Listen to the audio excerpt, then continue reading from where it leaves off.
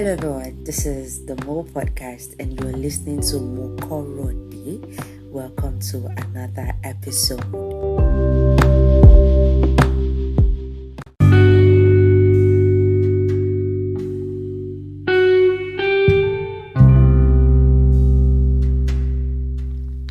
This is going to be the first of the series What I Ordered versus What I Got, and this is going to be about me, Moh'Korode, and I really do hope that this series is as educating or as informative as I expect it to be. So yes, this is where we begin. I really do hope that you guys enjoy this, and I would really be expecting feedbacks from this series because yes, I plan to go on for as long as possible. So yes, let us enjoy this ride together. It's another episode of the Mo podcast. It's the first episode for What I Ordered versus What I Got. I hope you enjoy this. Come with me.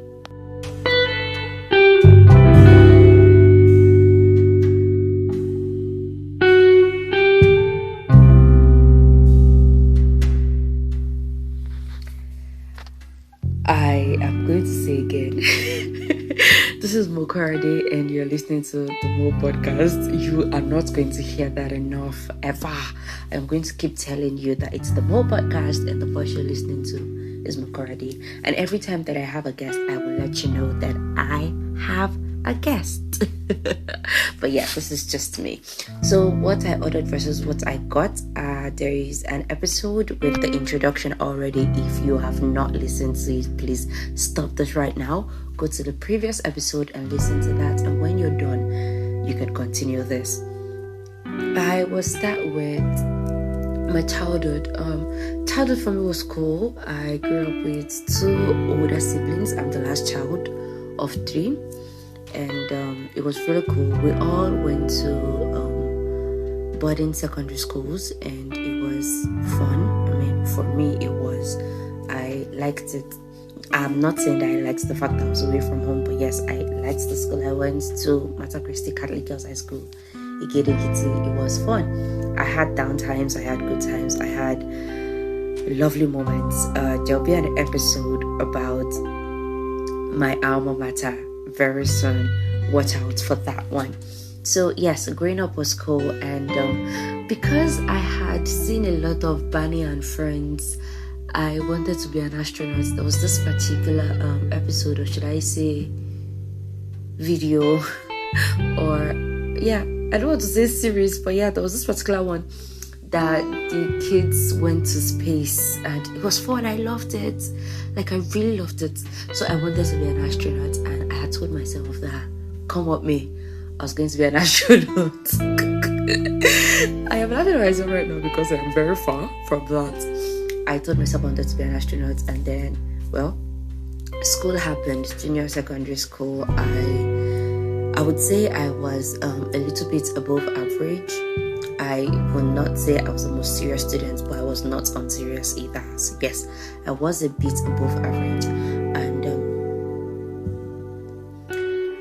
we had to go to senior secondary school. We wrote the junior WAEC and NECO, and in my school now, apart from the fact that they would check your results and consider what your strengths were subject-wise, they would also ask you what you wanted. I remember my maths teacher then, Mr. Felix Adeluka.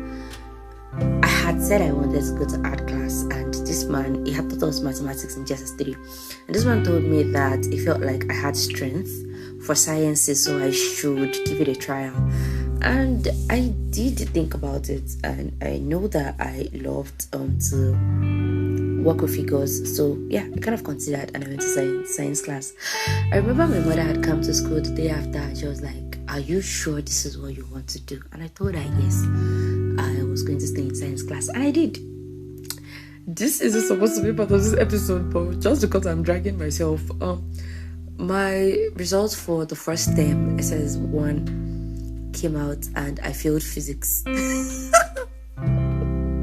Okay, I'm going to stop there. By the time I was finishing SS3, physics was my best subject. It was my very best subject, and I passed physics after that term. In SS1, I passed physics up until SS3, and then I wrote the SSC, WAEC and NECO as well. And to my amazement, when my results came out, I failed physics, both exams, and I knew, okay, astronomy was a no-no, except that I wanted to write that exam again. Apart from the fact that I wanted to be an astronaut, another thing that interested me was psychology. So I wrote JAM, and I was supposed to write post-JAM, post-CTME, and I had gone to the school, took the test, went back home. By the time the list from school came out, my name was not even found. And you see, yeah, long story cut short, I did not get into school that year. I waited one more year. I wrote JAM again. I went to the same school, wrote the post-JAM again, and when the name was coming out, I didn't see my name anywhere. There was a staff of the school staying in my area that we knew. We had gone to her house to check because my mother was worried.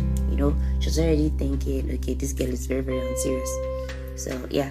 And then the mom was like, okay, what course did you write for? I told her psychology. And she was like, if I don't find my name in the list for psychology, I should check other departments under social science, since psychology was under social science. So I did. And I found my name. And guess what? It wasn't psychology. It was demography and social statistics. Funny thing was, I had never heard demography and social statistics before. So I went to find out about it, and I realized demography had to do with the population, the study of the population. And well, I was a bit interested. I mean, it was a new thing, and I love to learn new things, so I decided to go for that. And honestly, I enjoyed every bit of my 4 years in school. Minus the times when we went on strike. It wasn't a lot though, yeah. I didn't enjoy that part. And I didn't enjoy the lecturers that really stressed me out.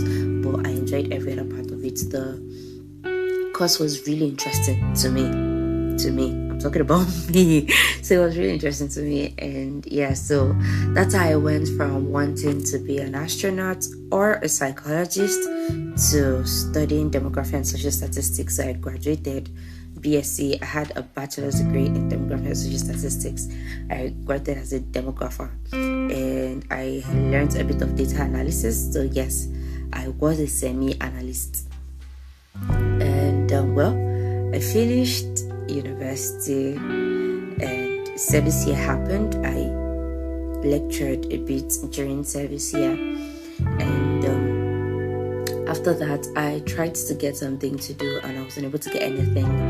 And by the time I got a job, I was an executive assistant. This was almost not related to, it was almost unrelated to what I studied or what I wanted to be. But I took the job because it was available at the time and it was going to pay me. So yes, I took it.